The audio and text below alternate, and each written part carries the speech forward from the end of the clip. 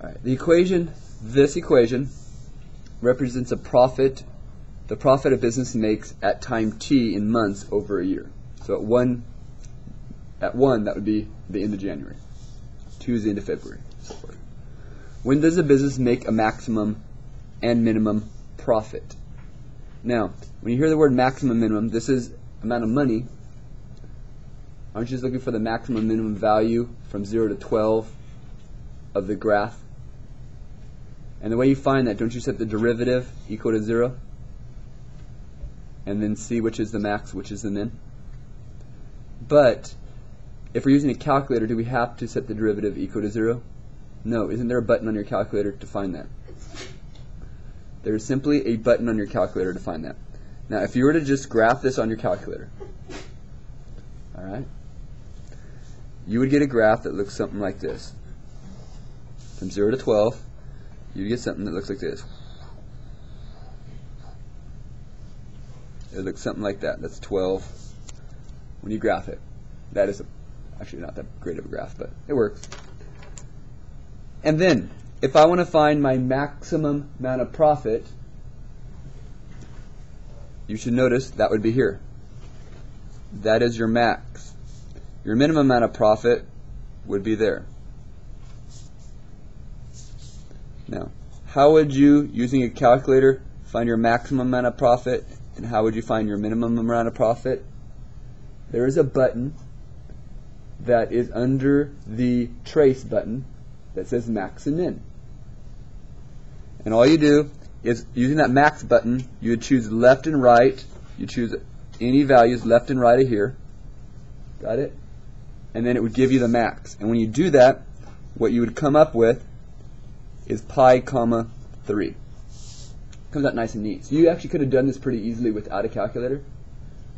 But if you use a calculator, it comes up with pi comma 3. If you do the minimum, again, you choose on each side, go left and right bound, hit enter when you hit guess, and you would come up with 3 pi comma 1.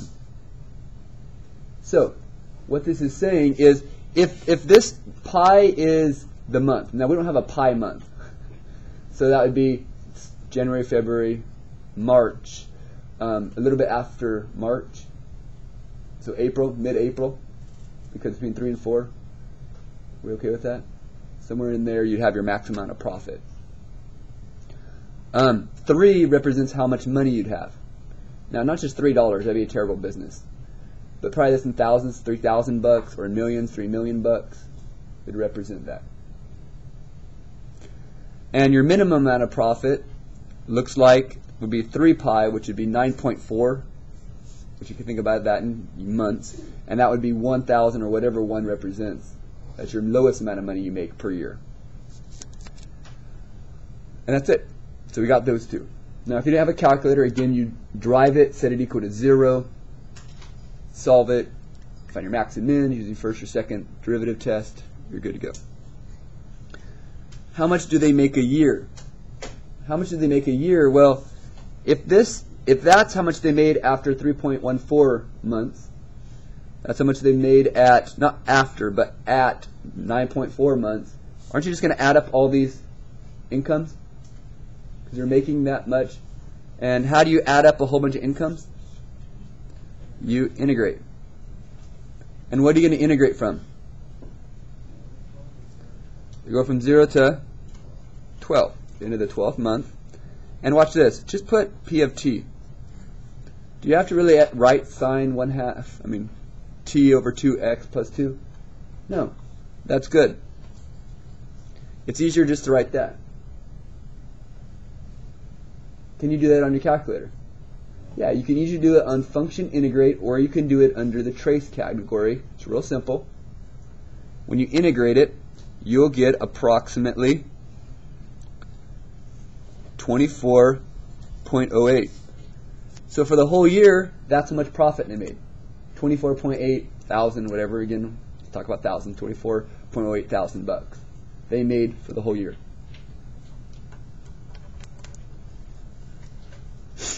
The last one is, what is the average profit from September to November? Well, then you have to think of average. So first of all, average from September to November. Isn't November the 11th month?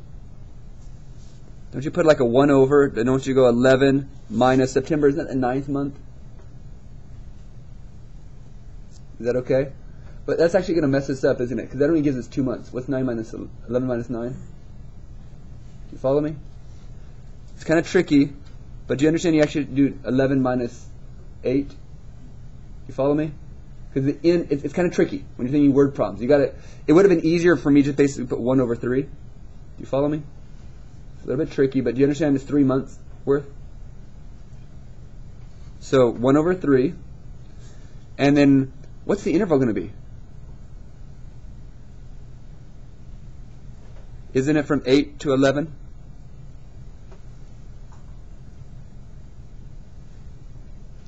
It's got that.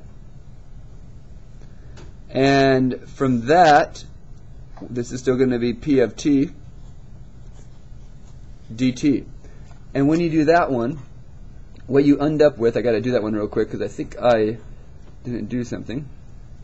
So when you integrate that, you go from 8 to 11, and you should end up with